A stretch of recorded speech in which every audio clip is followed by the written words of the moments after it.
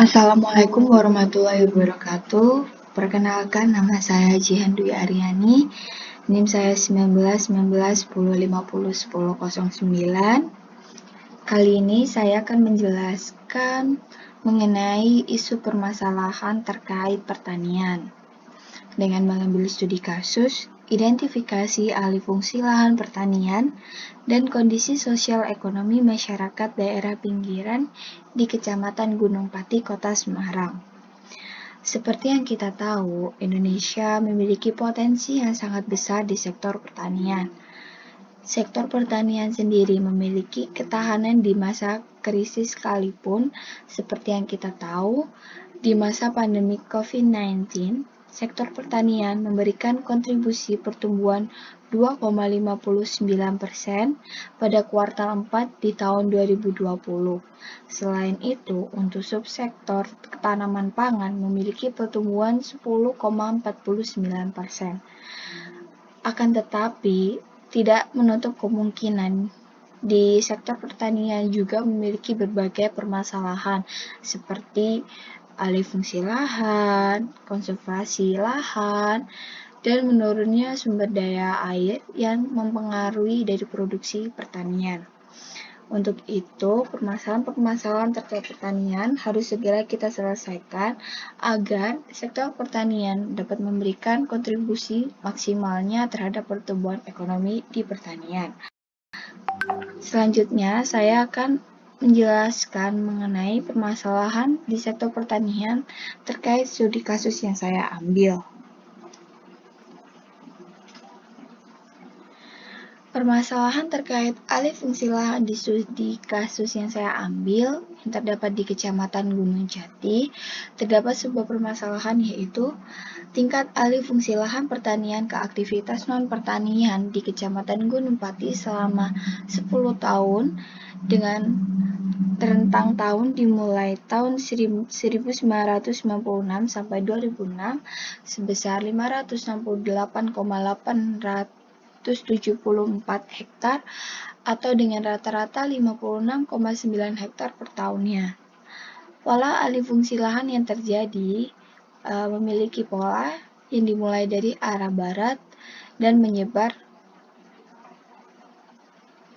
dari arah timur menyebar ke arah barat. Terjadi juga pengurangan lahan sawah pada tahun 2000 sampai 2009 terbesar di Kota Semarang, terdapat di Kecamatan Gunung Pati sebesar 18,43 hektar.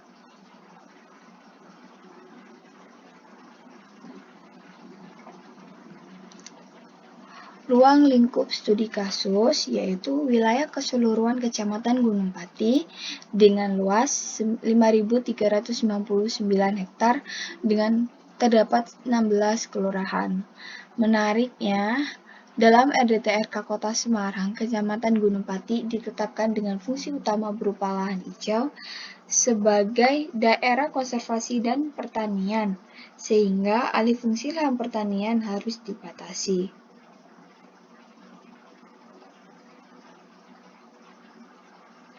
Berikut merupakan peta administrasi Kecamatan Gunung Pati.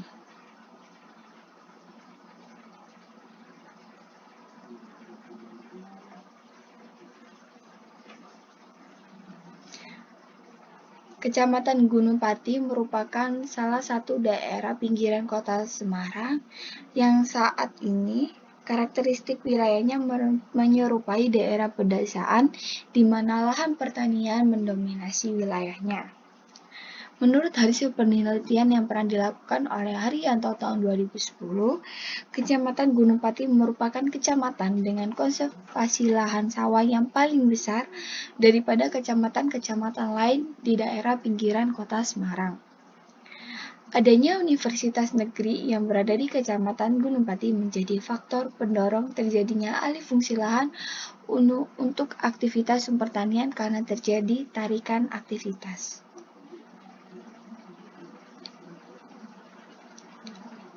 Gambaran umum Kecamatan Gunung Pati.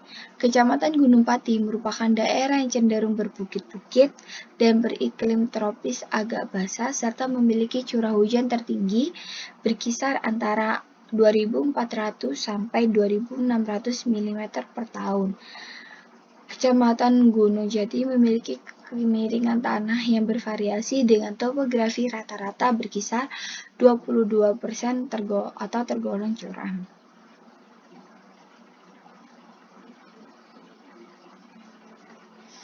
Berikut merupakan peta topografi Kecamatan Gunung Pati.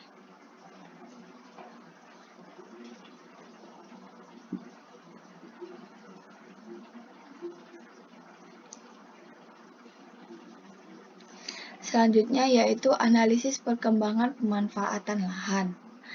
Kecamatan Gunung Pati merupakan pinggiran kota Semarang di mana masih terdapat banyak lahan pertanian, baik pertanian lahan basah seperti sawah maupun tegalan. Akan tetapi, seiring perkembangan kota, lahan-lahan pertanian tersebut dialihfungsikan menjadi lahan untuk aktivitas non-pertanian atau menjadi permukiman dan bangunan.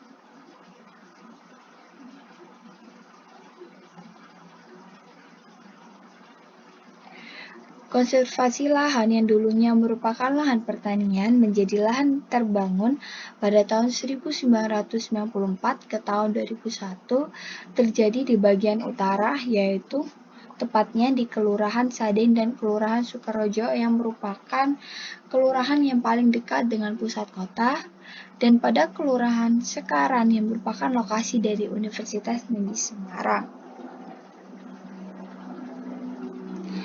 Berikut merupakan peta tutupan lahan. Berikut merupakan peta tutupan tahun 1994, peta tutupan lahan tahun 2001, peta tutupan lahan tahun 2006, dan peta tutupan lahan tahun 2010. Dapat dilihat menurut keterangan yang berwarna berikut adalah untuk keterangan hutan dan vegetasi.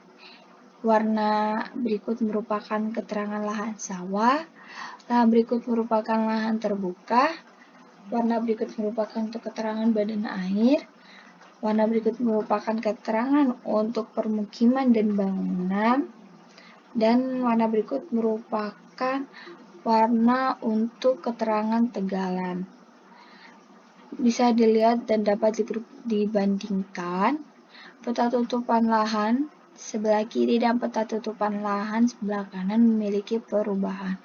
Untuk keterangan permukiman dan bangunan, untuk peta tutupan lahan pada sebelah kanan sudah mulai berkembang permukiman dan bangunan, berikut merupakan daerahnya.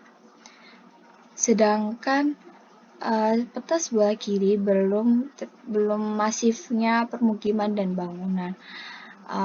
Perkembangan permukiman dan bangunan bisa dipengaruhi seperti alasan yang telah saya sampaikan sebelumnya, yaitu adanya tarikan aktivitas yang terjadi pada wilayah tersebut.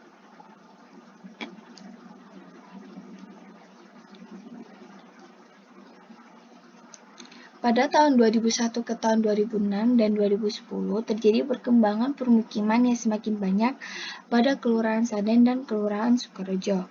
Permukiman yang semakin padat di bagian utara dan bangunan juga semakin meluas di area UNES, yaitu di Kelurahan Sekaran. Meluasnya area terbangun di Kecamatan Gunung Pati terjadi di beberapa titik tertentu saja. Hal ini dapat dikarenakan adanya faktor alamiah, yaitu bentuk atau morfologi kecamatan ini adalah berbukit-bukit dan mempunyai kelerengan yang curam, sehingga titik-titik pertemuannya hanya di beberapa titik, yang salah satu faktornya adalah morfologi kecamatan dengan kemiringan lerengnya dan topografinya yang mempengaruhinya.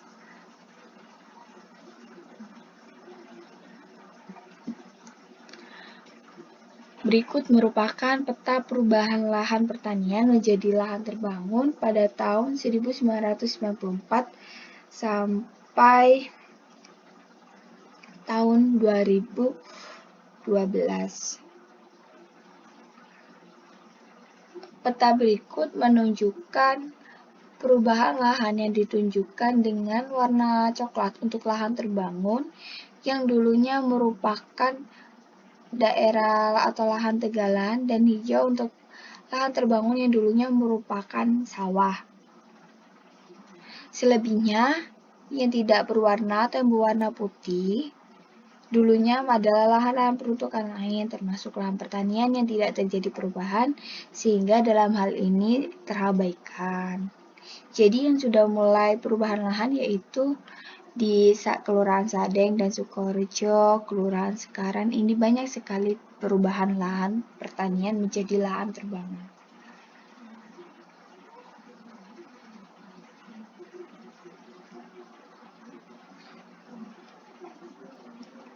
Perubahan luas lahan pertanian menjadi lahan terbangun di kecamatan dalam kurun waktu 16 tahun, yaitu tahun 1994 sampai dengan tahun 2010, untuk lahan pertanian basah atau sawah sekitar 384,40 hektar, dan untuk perubahan lahan pertanian kering atau tegaran yang telah menjadi lahan terbangun sekitar 414,41 hektar.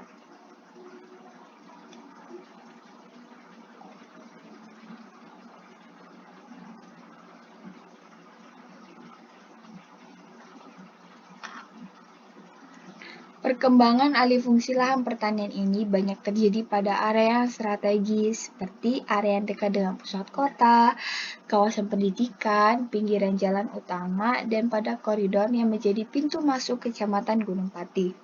Hal ini terkait adanya perkembangan kota hingga ke daerah pinggiran, pembangunan infrastruktur dan sarana pada kawasan yang dekat dengan kota, dan pada kawasan pendidikan UNES, sehingga banyak penduduk pendatang yang tinggal di sana.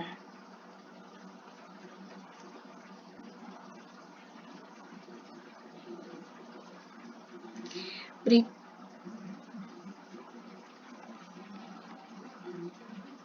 merupakan strategi untuk pengendalian alih fungsi lahan yang terjadi. Yang pertama yaitu strategi untuk peraturan kebijakan, ada regulation, acquisition, dan incentive and charge.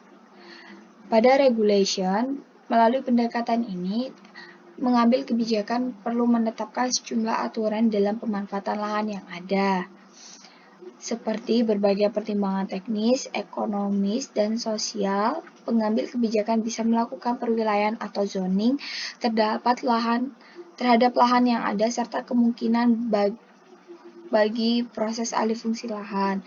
Selain itu, perlu mekanisme perizinan yang jelas dan transparan dengan melibatkan semua pemangku kepentingan yang ada dalam proses alih fungsi lahan.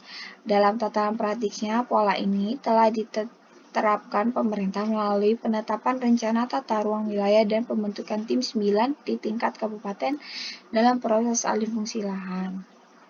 Yang kedua yaitu dengan acquisition. Melalui pendekatan ini, pihak terkait perlu menyempurnakan sistem dan aturan jual beli lahan, serta penyempurnaan pola penguasaan lahan yang ada guna mendukung upaya ke arah mempertahankan keberadaan lahan pertanian. Yang terakhir yaitu incentive and charge. Pemberian subsidi kepada para petani yang dapat meningkatkan kualitas lahan yang mereka miliki, serta penerapan pajak yang menarik bagi yang mempertahankan keberadaan lahan pertanian merupakan bentuk pendekatan lain yang disarankan dalam upaya pencegahan alih fungsi lahan pertanian.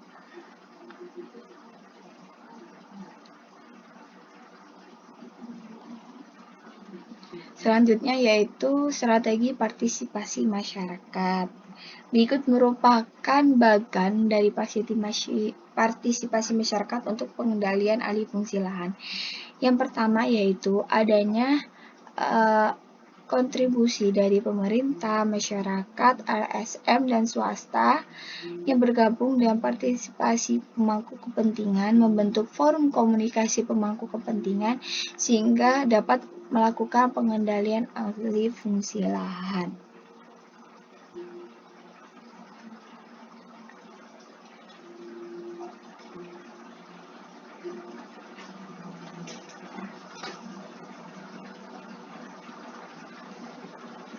Berikut merupakan daftar pustaka sebagai bahan atau bahan acuan dan referensi saya dalam mengerjakan OTS perencanaan pertanian industrial yang saya paparkan kali ini.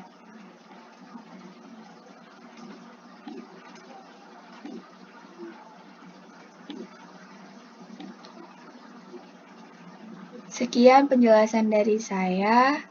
Terima kasih. Wassalamualaikum warahmatullahi wabarakatuh.